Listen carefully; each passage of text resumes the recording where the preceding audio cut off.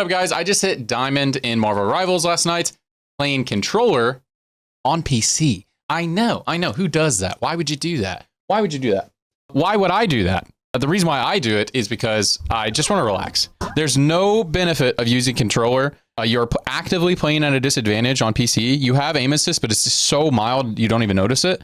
I play with controller because I just want to sit back in my chair. The simple as that, guys. I'm almost 30 and I just want to relax and enjoy the games that I play. I'm not trying to sweat super hard anymore. I've been a pro gamer for several years, and now when I play games, like I want to be good at them. I want to learn the game theory, but I don't want to sit here and just like constantly sweat, man. Like just honestly. So that's why I used a controller, but I'm really proud of myself that I hit Diamond 3. And so some of my background, if you guys don't know me, I've been a programmer for several years. I understand game theory at a very high level, but I would not ever consider myself someone good at mechanically intensive games, especially FPS or third-person shooter games. I haven't been good at those games in like 15 years mechanically. Like when I was a kid, I was like the highest rank in Halo and that sort of deal, and I'd use controllers. But I really haven't used a controller for like 15 years as my primary mode of gaming. My primary mode of gaming has been mouse and keyboard. But as I said, I play strategy games and MOBAs. So, and I'm actually better on mouse and keyboard as well. On FPS and third-person shooter, I am better on mouse and keyboard. Again, I'm just using controller because I'm lazy. So if you are wanting to use controller, what should you do then? Here's my profile right here. As you can see, I play support, right? Look at this. KOs are way lower than my assist. I play support, right? And a lot of times I play Rocket, who doesn't get hardly any KOs. So that's why my stats end up looking like that. So if you want to play controller and you want to climb, you actually want to play a high elo, you need to pick accordingly. You will not be able to aim. No matter how good you are at controller, I have a friend of mine who's like super good on controller, super good at FPS games. No matter how good he gets, you're going to hit a wall. There's a reason why everybody uses mouse and keyboard on PC. I mean, it's just come on. So you're going to hit a wall. So you probably should not play DPS. You should probably play tank or support. If you want to play DPS, there are some picks for you to play, and you can play them at high elo, but you'll be severely limited, especially if you do want to play it like Diamond or Eternity or Grandmaster. If you end up wanting to do that, you'll be severely limited because, you know, if your Iron Man gets banned and that's not a good Squirrel Girl map, you know, you're going to play Hella, and good luck playing Hella against the guy using mouse and keyboard who's just way better than you. It's just what it's going to be. It's just how it is.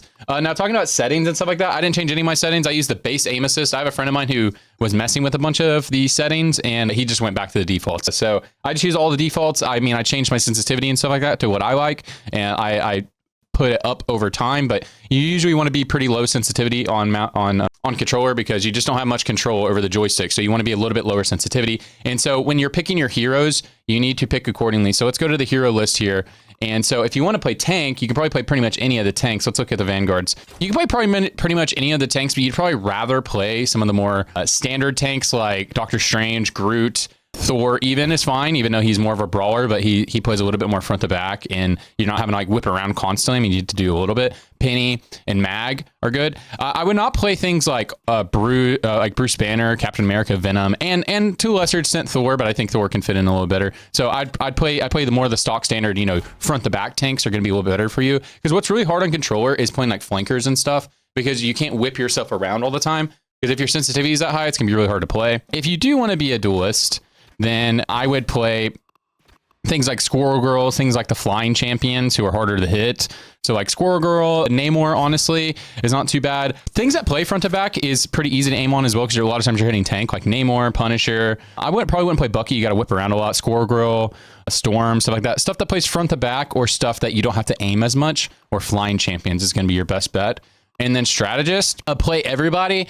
I would not main Luna Snow and Mantis. The problem with Luna Snow and Mantis is that they're so meta right now. They're the most meta champions, but I have not played them at all in ranked. I'm 1-5 on Luna Snow, and I don't play any Mantis at all. Luna Snow is actually my most played in quick play. And honestly, even though my aim is poor because I'm using controller, I still outperform most Luna Snows if I play Luna Snow. And I do think I can play Luna Snow at a very high level. But the problem is like, I will never be the best Luna Snow player. Like I'm gonna run into a problem because there's just gonna be better Luna Snow players because they can aim better than me. Just a fact of reality. So the champions that I play are Adam Warlock, Cloak Dagger, Loki, and Rocket. Those are my mains. I don't like playing Jeff. I just don't have fun playing Jeff. personally. But you can play Jeff as well. That's fine. But I would not play Luna or Mantis unless you just want to play meta and you really believe that you have to play meta. But I'm not a meta believer. I never have been. You should play meta if you can. But if you're way better at other stuff, play the other stuff. That's how I've always felt. So why do I play Adam? Adam, you don't really have to aim because his burst fire, you can't headshot. So you aim for center of mass. Really easy to hit. I actually do a lot of damage when I play him. Cloak and Dagger has heat-seeking missiles. You can't miss on Cloak and Dagger. Loki, you aim for center of mass or at their feet. It's kind of like a rocket. It's kind of like a rocket launcher, a little bit. His a thing. It's a little, has a small AoE damage. And then Rocket Raccoon, if you are damaging on Rocket Raccoon, you are playing him wrong. The only time you ever primary fire on Rocket Raccoon is if you're chasing someone down or if you're forced to duel, which when I said that forced to duel, because usually if you find yourself in a situation where you think you have to duel somebody, it's not a dueling situation. It's run for your fucking life and get to your team situation. And if you can do that, that's going to be, you have a much higher chance of doing that than dueling a Psylocke. You know what I'm saying? And he has so much maneuverability. So those are the champions I play, and that's why I play them. And so pick accordingly. When you guys play support, we'll do a tiny support guide real quick. And I'm going to do a tiny hero guide on each of these heroes. Whenever you play support, your primary goal, the way that you carry, because you can carry on support. This isn't about like not carrying. The way you carry on DPS, you deal damage. You're not going to be like Hawkeye 3-banging their backline, you just carry the match. So the way you actually carry on support is your positioning, not dying, and ult timing. That's all that it's about. If you are dying a lot on support, you are playing bad unless the enemy is just a beast and they have like a Black Panther spawn camping you. Like you're playing bad if you have the most deaths, unless you're playing like something like, no, you should never have the most deaths. Like Adam, you're going to rack up some deaths because he self-reses and then re-dies on a hard points. Like you're going to rack up deaths on him. But everybody else, you should not have hardly any deaths. You should always be the lowest death person on your team. And it's not playing like a little bitch. It's playing smart. Like when you play support, you need to be playing on high ground, out of line of sight if you're not trying to deal damage. If possible, right? You need to be away from your team. You need to recognize whenever ults are going to occur. Like you should never be getting caught by a Jeff ult in the middle of your team unless you're forced to contest point or you're trying to counter a Cloak or Dagger or something like that, and you find yourself in Cloak or find yourself in Dagger form. You don't have time to react, right? You should never be getting caught by Jeff ults unless he's singling you out, right? You should never be getting caught by these big damage ults because you gotta revive these people with Adam. You gotta revive these people with a rocket. You gotta heal these people. You gotta keep these people alive. You gotta drop the immortality field. You need to find yourself. If you find yourself being really pinched all the time, you're probably positioning wrong. If you find yourself in a position where you're always being pinched and your team is never being pinched, you're either positioning wrong or their flankers are really, really, really good players. So, but if you're in low elo, their flankers are not good players, so you're positioning wrong. So you should never find yourself in a situation where you're struggling to fight for yourself while your team is also getting fucked, unless your team is just really bad. If it's a close match, if your team's being pressured, you should not be being pressured. And if you're being pressured, your team should be helping you. Or you should be in a position where your team can help you, right? So that's how that goes. So let's do a quick little guide on each of the heroes that I play. So go into the Rocket Raccoon. Rocket is the easiest hero to play, bar none, in the entire game. And like I said, you should not be dealing damage on this champion. If you're dealing damage, if you find at the end of your scorecard you have like 8k damage on Rocket, you were doing something wrong, because anytime you're healing, anytime you're damaging, you're not healing. That's just how it works. It's not like Overwatch where you can constantly alternate fire with things like, Baptiste and stuff like that. It's just not how it works. So you need to be damaging all the time. Or healing all the time, not damaging. Sorry, my bad. The biggest thing about playing Raccoon is playing around his revive. And so you need to position this. It needs to be close to where your team is, because it does have some like proximity. It has proximity to how it's going to heal. I don't know the exact range. I can't find the exact range, but it needs to be close to your team. Don't care as much about the armor drops. I think it's all about the res. It needs to be close to your team, but out of line of sight of the enemy, and in a position where it wouldn't naturally be looked at. So in this image where you see Rocket here, like a good spot for putting your little relay is like behind this wall. You see this wall right here? If you're defending on this side, behind this wall in the cubby, because you want it to be in a way where it's not a normal direction that your enemy is looking. So even if it's in a position, because sometimes you have to put his relay in a position where it has to be close enough to your team where it's going to revive, but it's close enough to where it can be destroyed as well. So you need to put it in spots where they're not naturally going to be looking at it. So think about that whenever you're positioning it, is how will the enemy be looking at you? And will they have to turn around to see your relay? If they have to turn around to see your relay, that's a better spot to put it. So that's like the big thing, staying alive for relays, getting these big revives. Like that is what makes Rocket OP. And then the other thing that's very good about Rocket is, in the times on which I pick Rocket, is I play him with Punisher, and I'll just pocket my Punisher. I'll play with my Punisher on the high ground. My Punisher's an idiot and is always like dropping down and is like constantly in a bad spot, then I won't play on top of him. But like he's contesting high ground on like side points or playing the choke with the tank, and I'll play with him. Seriously, like Rocket charges his ult so fast, especially when you have a Punisher. If you drop the Punisher ammo and you drop Bucky's not as good, but if you drop the Punisher ammo and his ultimate, you can normally stack your ultimate before the enemy ultimates if you're healing the whole time and your team's taking damage. You drop that, it's as if your Punisher is ulting. Like it's like that much pressure, like your Punisher is ulting, but they won't react accordingly, and your Punisher can just straight run their team with the ammo and with the amplifier. It's very, very, very strong. So like I said, with Rocket, you're going to be playing, a lot of times you're going to be playing on high ground, out of line of sight. So you don't need to be in line of sight of the enemy. You're not dealing damage. So you do not want to be in line of sight of their Hawkeye or Hela. That's the worst thing you can do is get sniped to get one shot. So you want to be out of line of sight, to the side or on high ground usually, and just getting the most heals possible. And then constantly thinking about listening if people are walking up on you and repositioning. When the enemy team starts to move, you just need to be on the opposite. You need to constantly be moving away from the team. You do not want to be on top of the team. And the only time you should be on the point contesting, again, is if you're dropping down to help your Punisher break a choke, or if like you guys have to be on point and you jump on Groot's shoulder. Don't jump on Groot's shoulder. Don't be on Groot's shoulder. It's a terrible place to be. If you find yourself on Groot's shoulder like all the time, that's bad. The only time you jump on Groot's shoulder is when you're forced to be on point, or you're being like jumped on and Groot is near you. Then that'll help you. It gives you the DR. It does not give Groot damage reduction. It gives you damage reduction. Groot gets 150 health just for picking Rocket. You don't have to be on his shoulder. If a Groot player tells you you need to be on his shoulder, he's a fucking idiot. Okay? Cool. Talk about Adam Warlock. Adam Warlock is my favorite champion to play right now, but he's kind of hard to just like blind pick and just plug and play pick. Adam is super good when you have a Mantis or Star-Lord.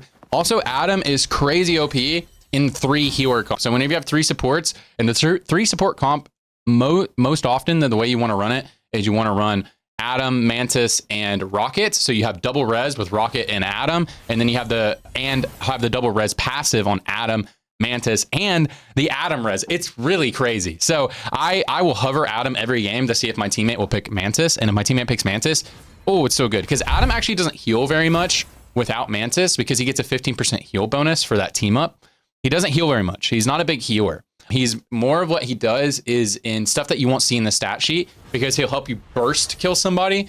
Like you may not end up see him doing like more damage than Luna or something like that, but his damage might be more effective because you're doing like, you'll deal like 200 damage all at once and then like instantly kill a Doctor Strange. Like you'll deal 200 damage, it'll catch him off guard. He has his shield down and then your Hawkeye shoots him in the head or something.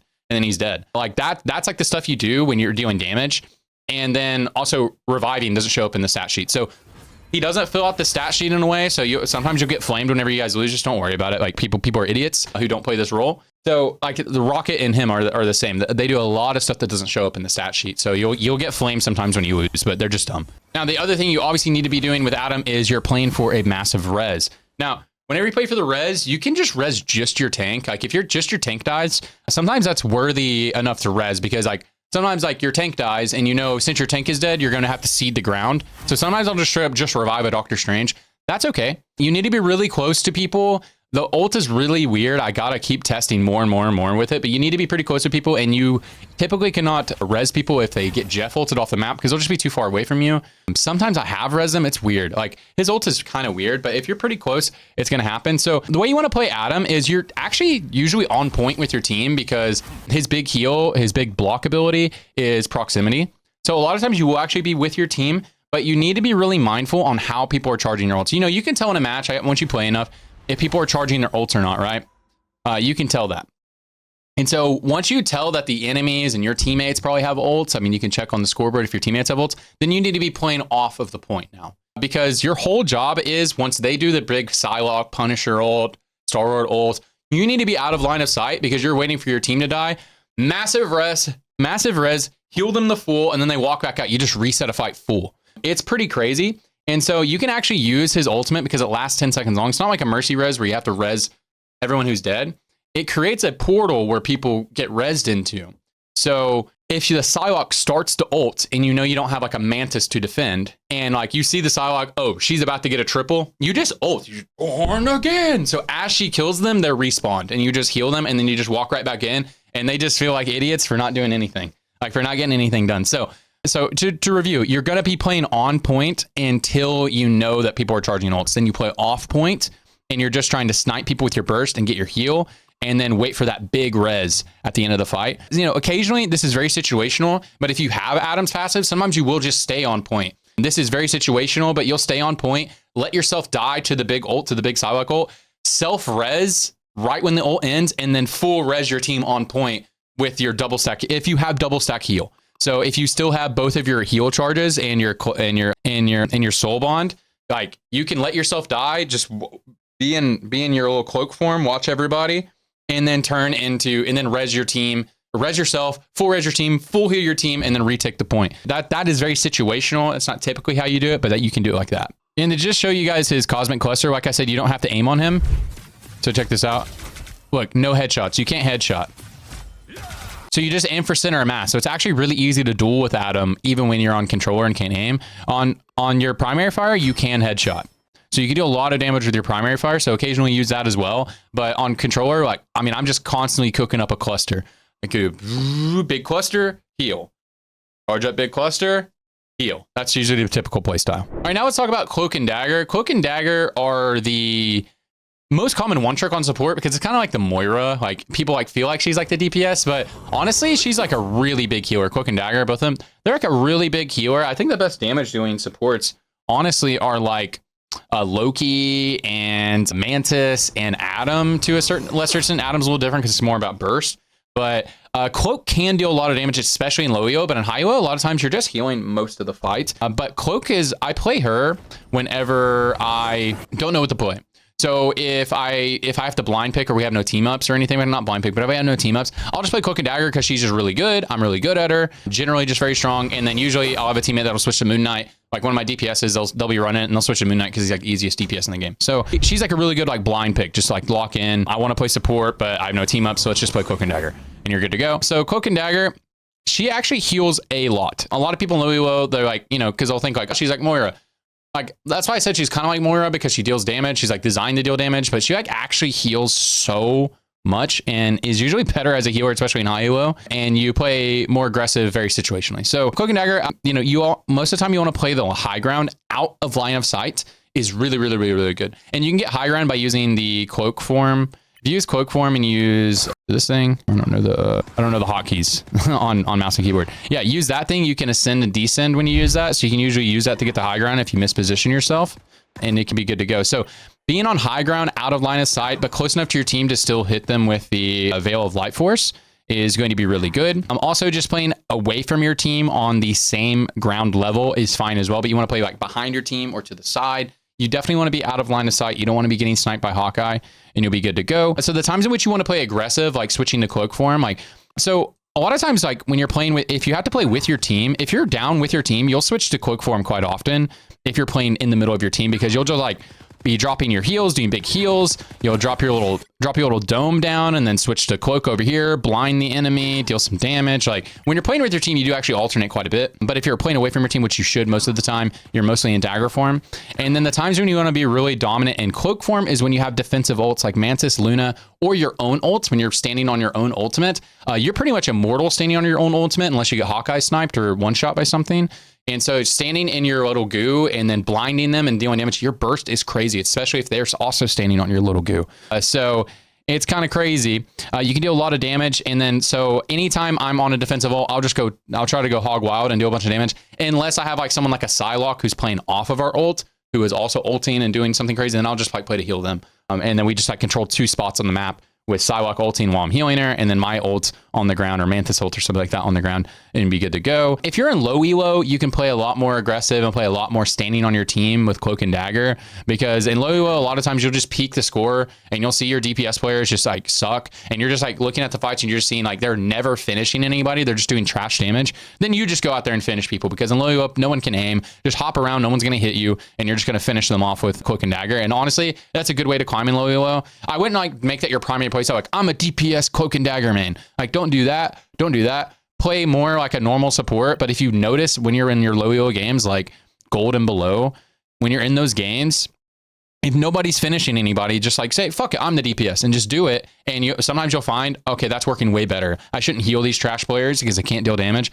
I deal more damage than them because they don't know how to aim. It's just reality. So the way you typically want to use your ult is there's a few different situations. So you can use your ult to match the Mantis or Luna ults so that your team could just stand on the heels and not die. That's a good way to use it. You can also use it to counter big ults like Star-Lord and Punisher, like ults that deal damage that don't like insta burst, but they deal damage over time. Those are good as well. It's also used to cover a point, like an overtime. When like an enemy is trying to take, you just cover the whole objective. That can be really good. Or if your team is having trouble walking into the objective, as long as your Strange or your Magneto is walking up with you, like, because if you go forward, you might get sniped by a Hawkeye. Then a lot of times you can use your ult to like one forward, one back. And that can get you back to your team, but also allow your team to walk through the choke. That can be another really good way to use it. Okay, Loki is the final man I'll talk about. And he's actually my most played by a country mile, because in Loyola, I found he was really good at carry because you can do a lot of damage. But the higher you go and the less I like playing him a lot of times, because he's really mechanically intensive, honestly. And a lot of times I just want to relax and play Rocket or Cloak or something, you know? And so I typically pick Loki if I'm like really locked in and I have a Hela player. Or I'll just pick it to buff my Hela player if I notice the Hela player is good. I'll just play it. But a lot of times I've kind of dropped him as like my main now. He's just a champion I'm willing to play. And honestly, he deserves a much longer guide. So I'll just briefly talk about him real quick. Primarily when you're playing Loki, the main thing you're playing around is actually your immortality field, is dropping your clones. You want to have one clone. You want to have your clones in different spots of the fight. There's multiple ways you can play with your clones. You can play your clones like if you're on high ground, you can actually be dropping mortars down on people and dealing tons of damage and tons of healing. Like if you're on high ground and people aren't targeting you, it's kind of crazy. But oftentimes what you're doing is you're putting like 2 clones on the point, but on opposite sides, so you can cover multiple spots, and so the enemies aren't bursting them, and slightly out of line of sight of the enemies, but still I can line of sight of some spots so you can deal some damage and heal your teammates. So that's usually how you want to do it. And his clones do heal teammates and deal damage just as much as regular Loki does. So that's typically how you want to play with his clones, and then use your immortality field whenever a teammate of yours is about to die, whenever you're being pressured and you're having a duel, or if you're trying to like hold a point or something like that. So you really want to play around his immortality field, really hold that out. And the way that it works is those little blocks above the heads, that keeps your team immortal. And while that's up, any damage that your teammates take while they're standing in it will be healed to them. So that's how the healing works as well. So the other thing you really need to be thinking about is his God of Mischief ult, where you turn into the enemy. So I'll just put a little video. Yep. You guys know how it works. So typically you want to either pick a really offensive ult or a really defensive ult. You'll hardly ever pick a tank. It's very situational. Like sometimes you could pick like if you have only a solo tank, your Doctor Strange die, like maybe you might switch into a Strange and like hold a choke while you're waiting for a second, and then, or maybe use a portal to do something crazy and do the Eye of Agamotto. Like that's like the only times like I think about tanks. Sometimes Magneto's okay. I had a crazy play the other day. I didn't even mean to do it. I accidentally changed into Magneto, and then I blocked an entire Hela ult and then killed their team. I didn't mean to do that, but that's what happened. So, but typically you'll play a DPS or a support ultimate.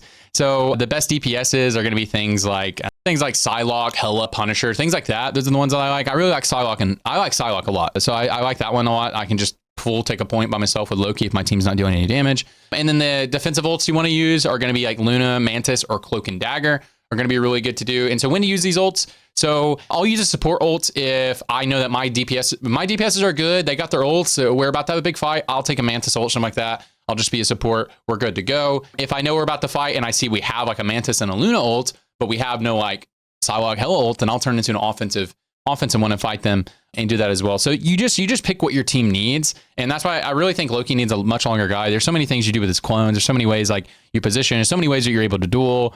There's so much situational nonsense to Loki. He's really like a champion you really got to one trick for a while or play a lot of. He needs to be one of in your main rotations. And as I said, for me, he is my most played, actually. Let me go to my profile.